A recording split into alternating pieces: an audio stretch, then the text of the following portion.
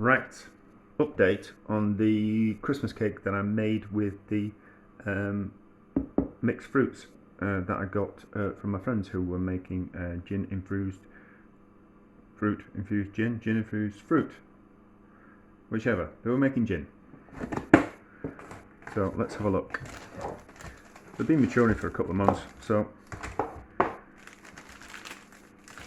it should be nice. And it's Christmas cake, and it is Christmas, so I haven't put any alcohol in it. I'm not a huge alcohol in Christmas cake type of person. Let's have a smell. Smells good. Smells good. It's got the Christmassy cake look. I would have liked a bit more boiling something on the stove. So I would have liked a bit of candied peel in there. However, there is a video on candied peel, which when I've gone through this Christmas cake, I'm going to have a go using some of the candied peel that I've made to make another Christmas cake. And we've got some other things. When I've got a few more things to what am I call it, to use up, and some butter and all that kind of stuff, there's no point. I don't want to have to make it just yet.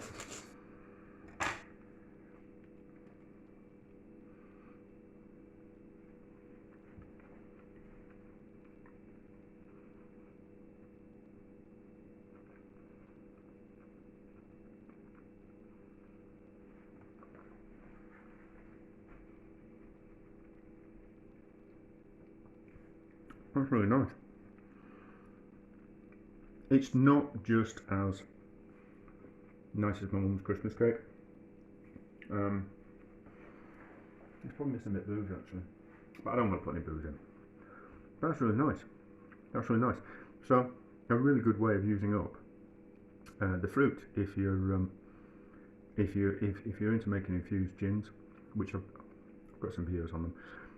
But if you're into that and you don't want to waste the fruit afterwards, then that's a really good way of using it up, because I don't like putting things in the bin. If we can extract some flavour out of something, or we can extract some money out of something before we put it in the bin or on the compost, then I'm all for that.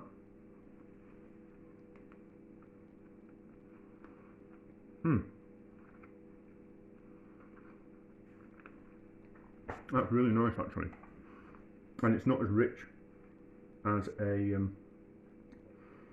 it's not as rich as like my mum's Christmas cake. Same exact recipe, apart from it hasn't got any candied peel in it and alcohol, but it's lighter somehow. I don't know why, but it's lighter. But yeah, that's really nice. Is that there? That's a win. So my friends have given me some more fruit from their gin, and I've frozen it, which will be fine in the freezer. So when the time comes when I'm going to make some more Christmas cakes with this candied peel that I've got, and I've got a bit of butter and a few other things that we need to kind of use up, it'll be like a bit like an odds and sods Christmas cake. I'll make a video and be thoroughly happy with the outcome.